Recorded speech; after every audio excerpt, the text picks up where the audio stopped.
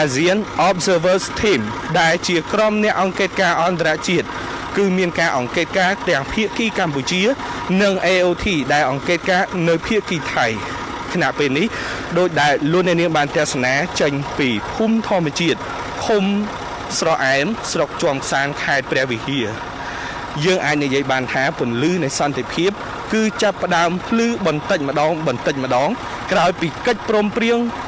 សន្តិភាពកម្ពុជាថៃនៅទីក្រុងកូឡាឡាំពួរប្រទេសម៉ាឡេស៊ីដែលបានចុះហត្ថលេខាដោយជោគជ័យកាលពីពេលរសៀលថ្ងៃមិញនេះ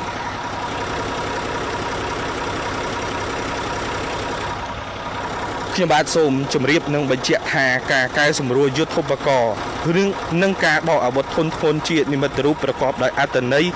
នាពេលយប់ម៉ោង 9:00 នាទីថ្ងៃទី26ខែតុលាឆ្នាំ2025កងទ័ពនៃកងយុទ្ធពលខេមរភូមិន្ទកម្ពុជា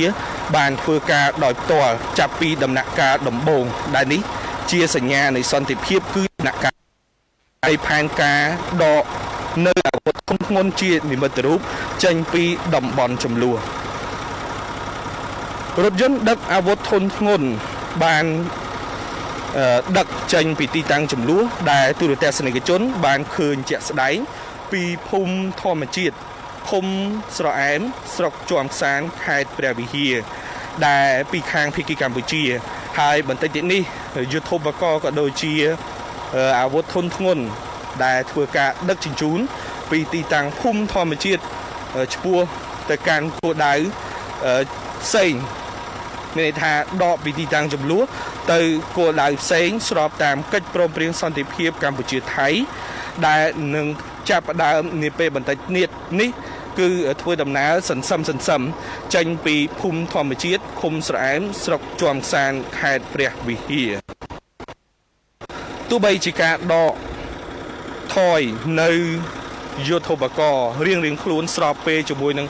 ភាគីថៃក៏ធ្វើការដកភាគីកម្ពុជាក៏ធ្វើការដកស្របតាមកិច្ចព្រមព្រៀងសន្តិភាពកម្ពុជាថៃដែលចុះហត្ថលេខានៅទីក្រុងកូឡាឡាំពួរប្រទេសម៉ាឡេស៊ី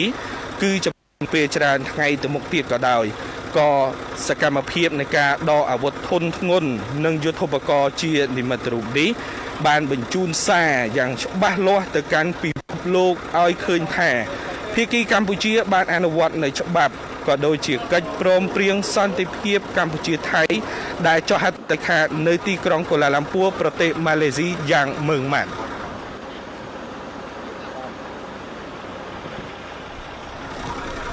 បាទទស្សនិកជនជាទីមេត្រីដូច្នេះសូមឲ្យទស្សនិកជនទស្សនានៅទិដ្ឋភាពទាំងស្រុង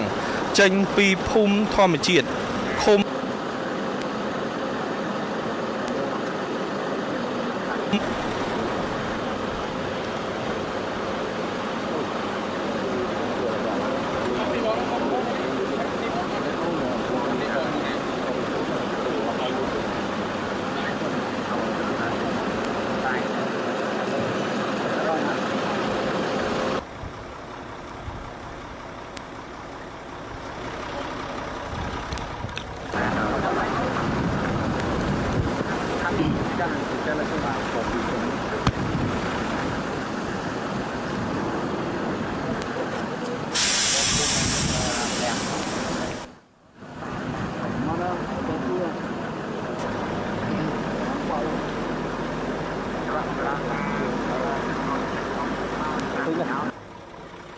คืออยู่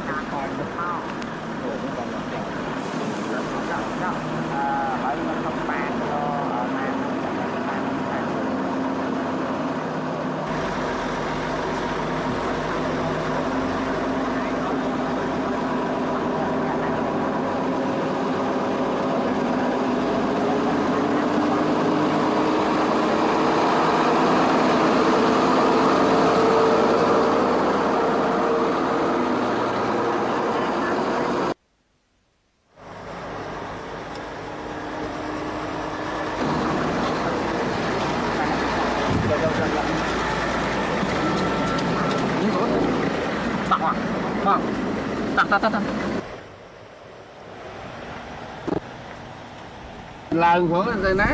មកយើងហៅ អរគុណប្រិយមិត្ត តែក៏ឡើងឡើងគ្រូយើងអស់ហើយ រូបភាពទាំងស្រុងដែលស្ថិតនៅក្នុងស្រុកចុងផ្សារនៃខេត្តព្រះវិហារដែលជាការកែសម្រួលយុទ្ធបកនិងអាវុធធុនធ្ងន់មួយផ្នែកនៃជំហានទី1ដែលជានិមិត្តរូបរបស់កងទ័ពកម្ពុជានិងថៃក្រោមការសង្កេតការរបស់ក្រុមអ្នកសង្កេតការអាស៊ានដែលហៅកាត់ថា AOT ហើយខ្ញុំបាទសូមជម្រាបជូនផងដែរថារូបភាពនេះកំពុងតែកើតឡើងនាពេលនេះគឺជាការកែសម្រួលយុទ្ធបកទាំងនៅកម្ពុជាទាំងនៅប្រទេសថៃហើយក៏មានការសង្កេតការពីក្រុមអ្នកសង្កេតការអាស៊ានដូចគ្នាដែលហៅថា AOT ដូចគ្នាផងដែរបាទហើយប្រពន្ធទេសនិកជនសកម្មភាពនៃការកែសម្រួលយុទ្ធបកនេះគឺកើតឡើងមានបានគឺការក្រោយពេលដែលមានកិច្ចព្រមព្រៀងសន្តិភាពកម្ពុជាថៃនៅឯទីក្រុងកូឡាឡាំពួរនៃប្រទេសម៉ាឡេ